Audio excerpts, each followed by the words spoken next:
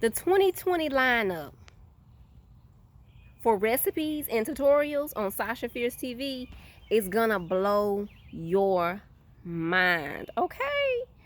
Most of the things I'll be cooking this year will be coming from my garden. I'm definitely gonna do a remake of my fried green tomatoes, so be looking out for that.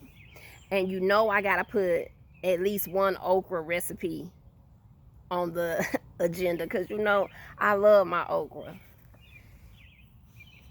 The summer harvest is gonna bring a lot of recipes, a lot of clean, easy, delicious recipes. Stay tuned for that, y'all.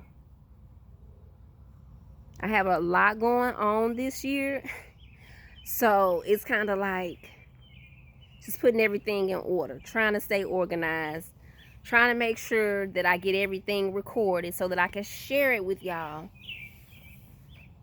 And the bell peppers, y'all. Whew. I want to pickle some, so just be patient as I learn that process. I love my jalapeno peppers with my fried chicken, so definitely gonna be doing some research on that.